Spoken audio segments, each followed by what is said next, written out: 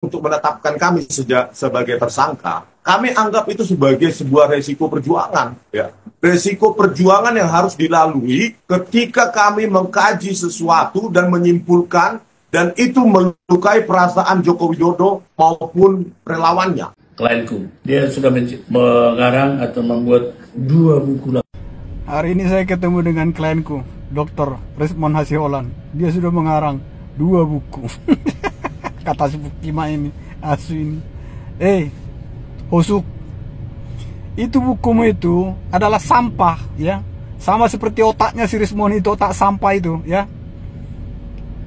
Orang tidak butuh bukumu itu, ya. Tahukah Anda jika si Momon sudah tidak lagi berani mencantumkan titel S2 dan S3 Yamaguchi-nya di buku terbarunya? Waduh, ada apa nih Momon? Ada apa ini Momon? Satu-satunya ijazah di UGM, ya, foto ijazah di UGM maupun universitas terbaik di Indonesia, negeri maupun swasta, itu ya yang berkacamata ya cuma Pak Jokowi. Di era saya itu dibolehkan pakai kacamata.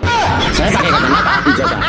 Wisuda tahun 19 November 88. Saya tanya ke Tata Usaha Teknik Nuklir, saya tanya, boleh pakai kacamata nggak Mbak? Boleh. Terutama bagi mereka yang kacamata itu identitas. Seperti saya pakai kacamata sejak kecil. Kalau saya nggak pakai identitas itu lifestyle, bro. Bukan. Itu melekat pada diri orang itu.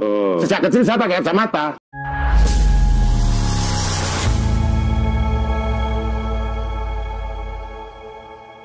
Assalamualaikum warahmatullahi wabarakatuh, saudara-saudaraku sebangsa dan setanah air. Dimanapun kalian berada, semoga kalian selalu dalam kondisi sehat walafiat, ya. Berjumpa lagi dengan saya di Gaspol Update. Kami bukanlah buzzer pihak manapun. Kami hanya menyajikan keputusan ada di tangan Anda.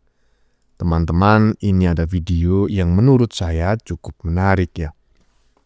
Yakni tentang kabar yang tidak kalah mengagetkan dengan konten sebelumnya yang baru saja sudah kita saksikan terkait si Tompel yang tiba-tiba saja mengucapkan innalillahi wa inna ilaihi rajiun ya. Nah, dalam konten kali ini si Resmond dikabarkan telah dipanggil oleh Polda Metro Jaya dan katanya telah ditetapkan sebagai tersangka. Waduh, tentu saja ya, ini adalah harapan seluruh rakyat Indonesia dari Sabang sampai Merauke. Makanya saya berharap informasi ini, ya kan, itu bukan hanya hoax gitu ya, tetapi benar-benar adanya. Dan penetapan tersangka ya, si Resmond sebagai tersangka ini juga sudah diklarifikasi oleh yang bersangkutan ya, yaitu oleh si Resmond sendiri. Dan menurutnya, penetapan tersangka atas dirinya adalah sebuah risiko perjuangan. Nggak tahu juga perjuangan seperti apa yang dia maksud. Mungkin saja perjuangan demi mendapatkan sponsor 15 miliar dari Mama Ketum. Nah, bagaimanakah videonya dan bagaimanakah respon netizen? Mari kita tonton bersama, kemudian mari kita komentari bersama di bagian akhir video. Ini dia.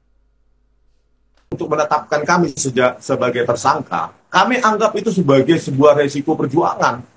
Ya. Resiko perjuangan yang harus dilalui ketika kami mengkaji sesuatu dan menyimpulkan dan itu melukai perasaan Joko Widodo maupun relawannya.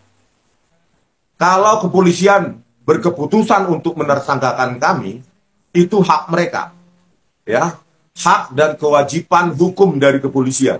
Tetapi kami ya, sebagai peneliti yang telah membuktikan tulisan kami dan kami sebarluaskan kepada masyarakat, kami juga punya hak untuk membela diri. Ya, kami punya hak karena kebenaran ilmiah, sekali lagi saya katakan, kebenaran ilmiah bukan milik absolut dari Bareskrim Polri.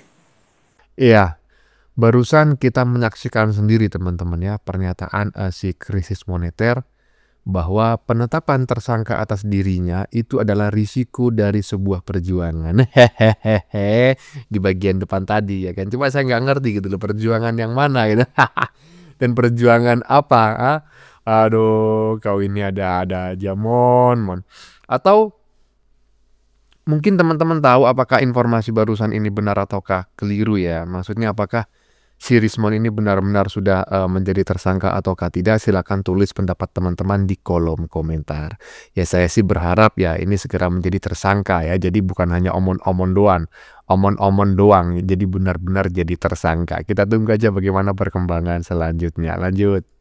Klienku, dia sudah mengarang atau membuat 2 buku. Hari ini saya ketemu dengan klienku, Dr. Rismon Hasiolan. Dia sudah mengarang 2 buku. Kata si Bukima ini, asu ini. Hosuk, itu bukumu itu adalah sampah ya. Sama seperti otaknya si Rismon itu, otak sampah itu ya. Orang tidak butuh bukumu itu ya. Ngapain kau karang-karang buku ya? Sedangkan kau sendiri aja Rismon Bukima ya, sekarang ini sibuk terus mencari bukti. Setelah kau menuduh ya 11 triliun persen ijazah Pak Jokowi itu palsu dan kemudian kau dilaporkan, sekarang kau baru sibuk-sibuk nyari bukti kemana-mana kau ya. Terus sekarang bikin buku. Itu bukumu sampah, sama seperti otakmu itu, otak sampah ya, otak B2 ya, Bukima. Goblok. Kau cepat kali mon, bikin buku sampai 2 ya dalam waktu singkat. Sementara kau setiap hari sibuk kesana kemari, sibuk menghadiri podcast, talk show dan lain sebagainya. Bahkan kau juga sibuk mendatangi rumahnya rumahnya Jokowi, bukan rumah ya kampusnya Jokowi ke Polda Jogja. Nyaris kau ini nggak ada waktu untuk istirahat mon. Yang jadi pertanyaan, kapan kau menulis buku-buku itu? Kalau menurut saya itu adalah hasil dari rekayasa AI. Teman, lanjut. Nah teman-teman, ini ada kabar yang sangat mengejutkan datang dari Bang Joshua Sinambela terkait dengan salah satu peneliti abal-abal atau peneliti gadungan dari gerombolan pembenci Pak Jokowi. Kita sebut saja namanya Momon ya. Tahukah Anda jika si Momon sudah tidak lagi berani mencantumkan titel S2 dan S3 Yamaguchi-nya di buku terbarunya? Waduh, ada apa nih Momon? Ada apa ini Momon? Apakah Anda sudah mengakui bahwa ijazah Anda benar-benar palsu? Ini yang menjadi pertanyaan besar. Apakah memang seperti itu? Atau ada faktor lain? Nah, ini perlu diklarifikasi sama si Momon nih. Karena ini di buku terbarunya, teman-teman. Ini kan sangat-sangat mencurigakan. Nah, dan satu lagi. Ketika bukunya ini dicek menggunakan AI detektor, ditemukan fakta bahwa semua isinya, sebagian besar mungkin ya isinya ya, copy paste dari AI. Jual buku kok isinya dari AI. Aduh. Tapi gimana dengan ijazah tadi, titel Yamaguchi tadi? Kok nggak dipakai lagi? Coba diklarifikasi cepet nih. Orang bertanya-tanya. Coba kalian komen di bawah. Gimana pendapat kalian dengan berita ini? Nah, ya. Ternyata si Chris Moneter sudah mulai panik ya, sudah mulai pucat. Dia tidak lagi menuliskan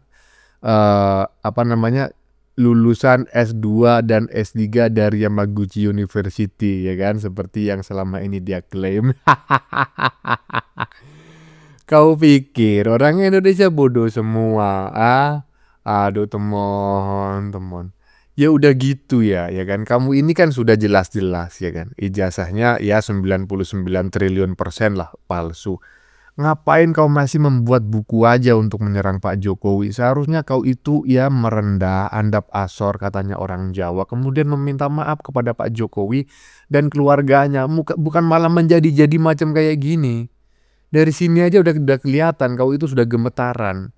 Yang sebelumnya kau mengaku-ngaku sebagai ahli digital forensik ya, jebulannya Yamapanci University, sekarang sudah nggak kau tulis ya dalam kurikulum vitae ya, dalam data pribadi di balik bukumu itu. Aduh, lanjut. Lantas hanya baik-baik saja. Ada tentang sanksi pidananya. I lost my grandma. She was my Saya last bacakan living ya, biar nggak grandma. I was salah. telling a friend how I was feeling about this. Untuk undang-undang sistem pendidikan nasional, Ya. itu sanksi pidananya jika Jika. menyalahgunakan dana pendidikan. Kita no comment tentang itulah, ya, sudah terjadi. Oke. Kedua, memalsukan data Oke. pendidikan. Tuh melirik dia guys. Tuh. Kedua, memalsukan. Tuh. Sudah terjadi. Kedua, memalsukan data pendidikan. Ngemulit. Melirik dia guys. Melirik si Rismon. Memalsukan data. Ayo. Ada tuh yang menggunakan ijazah dari Jepang yang terkesan itu palsu. Memalsukan data juga itu guys. Si teman melirik ya ketika pengacaranya menyinggung tentang pemalsuan data. Ya kalau menurut saya yang memalsukan data itu bukan orang lain Pak, tapi orang di sebelah Anda yang tadi ngelirik itu merasa tersindir. Dan bukan hanya data pribadi yang dia palsukan, tetapi juga ijazah. Dari Yamapanki University, aduh S2 sama S3 katanya. Nggak tahunya, jadi-jadian, abal-abal. Koclak, teman. Lanjut. Oke. Sejak tadi Bung Rismon belum bicara, saya berikan kesempatan Bung Rismon. Soal perlindungan data pribadi atau apa, silakan. Bukan Bang, itu nanti Mas Roy. Jadi kalau saya ya jauh panjang kita periksa pakai forensik kita ya, programming ya, terus kita ke Pak Kasmujo, ke Pak Profesor Sofyan Effendi. Ternyata seperti spiral akhirnya kembali ke awal. Yaitu satu-satunya ijazah di UGM, ya, foto ijazah di UGM maupun universitas terbaik di Indonesia, negeri maupun swasta, itu ya yang berkacamata ya cuma Pak Jokowi. Emang nggak boleh pakai kacamata? Ya itulah, kembali ke awal, kita sudah periksa, kita ke lapangan, ke Ketoyan dan segala macam. Indikasi terkuat ijazahnya Pak Jokowi palsu, ya memang tidak pernah dibolehkan foto di ijazah itu berkacamata. Sampai detik ini Universitas Indonesia, ITB, ITS, Udayana, Brawijaya, USU dan lain tidak membolehkan foto ijazah berkacamata sampai detik ini, kecuali UGM. Mirsa, gitu dulu ya. Ada tanggapan lain? Dia bertanya, waktu itu ada bisa berkacamata? Oh, ijazah berkacamata, Prof. Oh iya. Itu penting itu, Prof. Ya. Biar truknya lewat dulu. Pemirsa sabar, truk ini.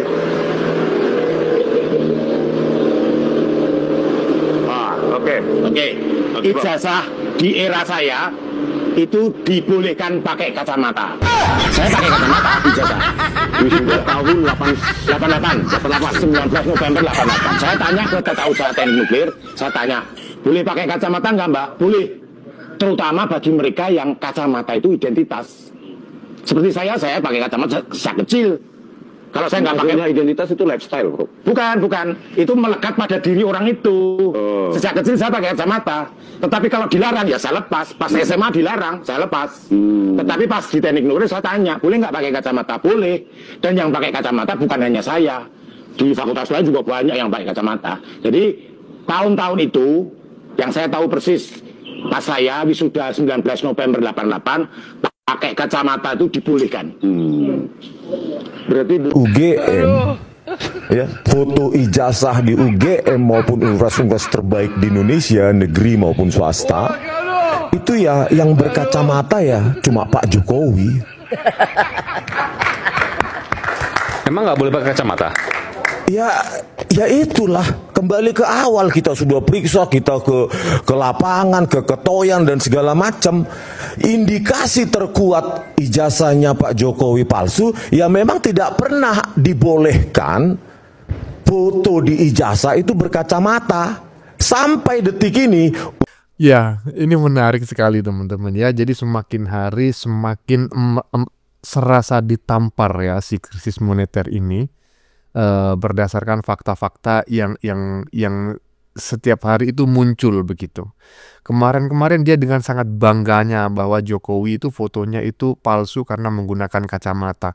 Udah ditunjukkan ya kan banyak ijazah yang juga menggunakan kacamata. Dan tadi dijelaskan sama si profesor, sama persis dengan yang sering kami sampaikan dalam konten ini ya kan, berpuluh-puluh bahkan beratus-ratus konten.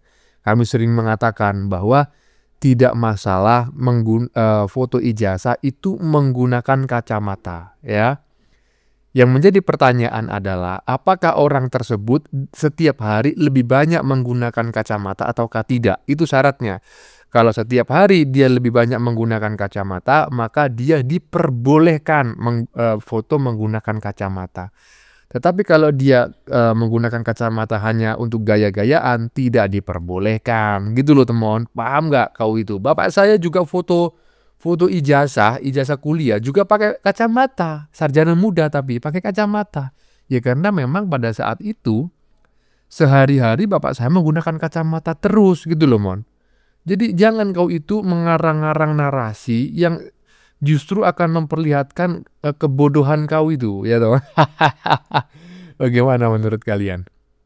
Keputusan ada di tangan Anda, silakan tulis di kolom komentar, baik Anda yang setuju maupun yang tidak setuju dengan isi konten ini. Sebelumnya saya memohon maaf ya jika dalam penyajian konten ini ada kata-kata yang menyinggung, kurang tepat penggunaannya, atau ada data yang dianggap keliru atau salah. Saya memohon maaf yang sebesar-besarnya. Kita jumpa lagi di lain video. Salam NKRI.